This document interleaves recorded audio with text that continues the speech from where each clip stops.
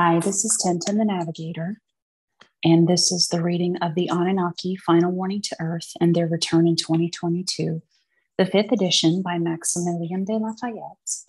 And we are on part 3 of the book, and this section is on inner biorhythm, bad luck, good luck, and Anunnaki. This is a question and answer section. Question: is it true what some mediums have said that some people are conditioned by a biorhythm that creates good luck and bad luck? If so, can we change this rhythm and become luckier? If we were not so lucky in the first place, was this rhythm created by the Anunnaki when they manipulated our DNA?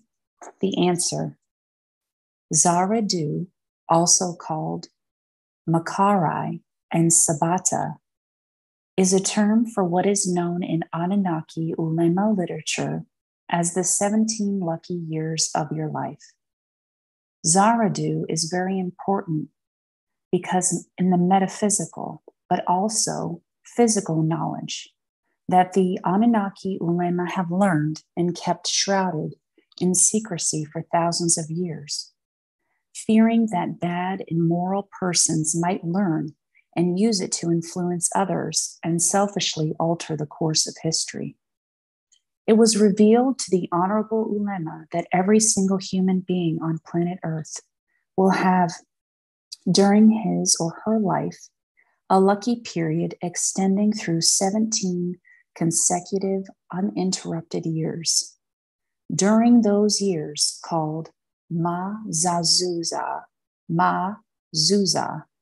the doors of luck, fortune, and development at many levels will open up, and opportunities for extraordinary success shall freely be given to him or her.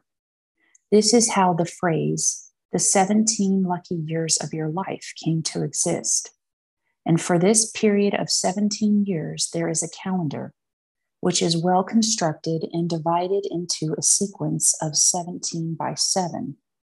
This brings us to the Anunnaki Ulema magical esoteric number of 777, considered to be the alpha and omega of all knowledge, and Tanawur, which means enlightenment, similar to Bodhisattva, Bodhisattva.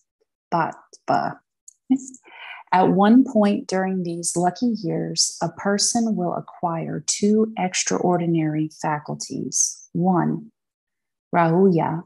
2, Farasa.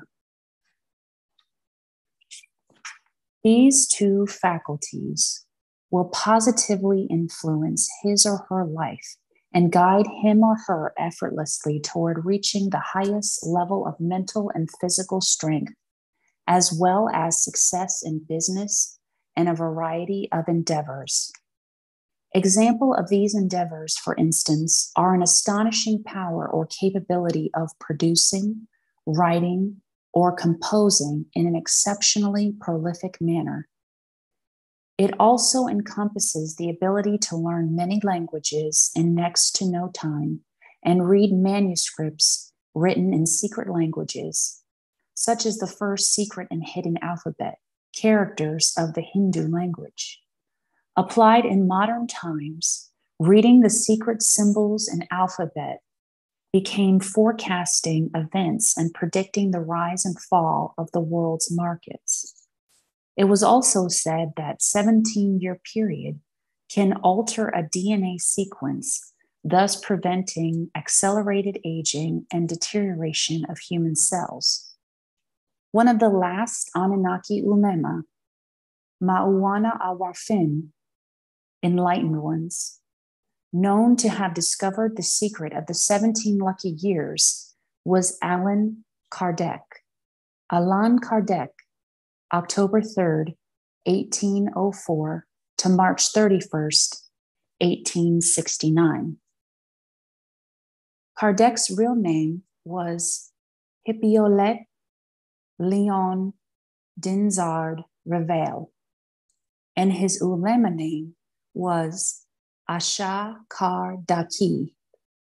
His mentor was the legendary Johann Henrik Pestalozzi, also known as Merdak Kadoshi Sirah, in the Anunnaki Ulema circle.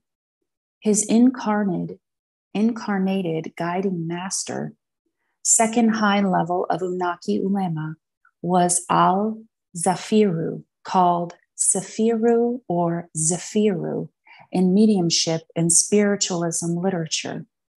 In fact, the word or term spiritualism was coined by Kardec.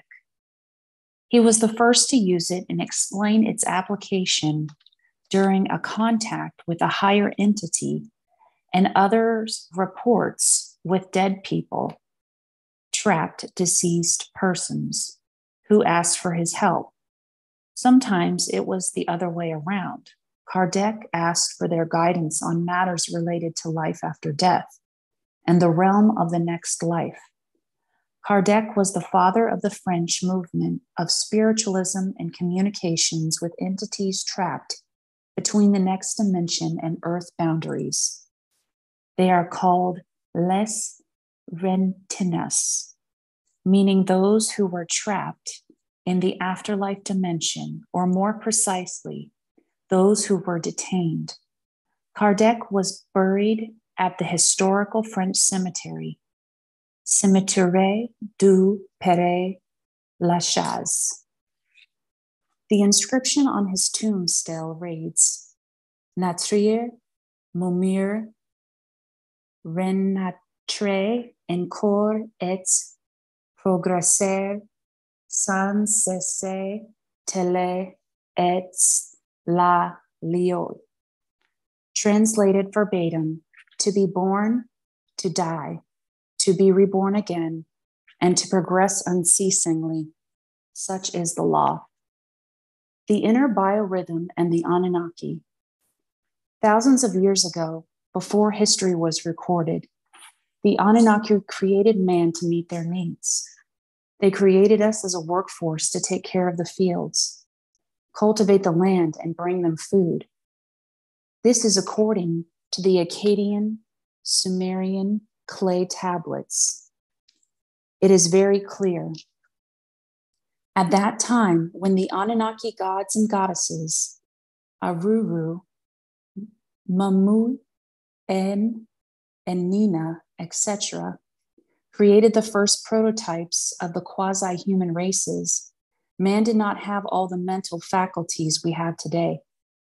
Later on, 13 new brain faculties were added, and everything in the brain was wired and functioned according to a cellular rhythm. We cannot change this rhythm, but we can improve on it and ameliorate its functioning by acquiring new knowledge, developing a stronger memory, reading, writing, listening to intelligent and well-informed people, getting rid of bad habits, and elevating our being to a higher mental, spiritual level through introspection, meditation, and refraining from hurting others. Some are born normal, others are born with some mental deficiency, while a few were created as geniuses like Bach, Mozart, Da Vinci, etc., people who astonished us with extraordinary creativity and unmatched talents. These talents and mental gifts were already placed into their conduit. Otherwise, how can we explain the astonishing musical compositions of Mozart and other great composers at the age of 4? Yes, we can alter the biorhythm the Anunnaki installed in us, but we cannot change it completely. The first thing to do is to activate the conduit. As far as luck, good and bad, is concerned, the noble in spirit, mind or soul, if you want, will be given the opportunities and means to learn how to positively shape or reshape future events in his or her life. Unfortunately, there are so many good people in the world who are constantly suffering, and we wonder, where's the logic? What is the reason for their suffering? Is it true that good people always finish last? Sadly enough, it happens all the time. We see hardworking nurses who save lives struggling to make a living. We see devoted school teachers unable to pay their bills. We see bloody bastards getting richer and richer, whilst honorable, loving, and caring people are being kicked out of their homes. Where is the justice? The truth, I tell you, is that there is no justice on earth, despite all the good intentions of so many of us, and despite so many good court decisions and decent laws to maintain law and order.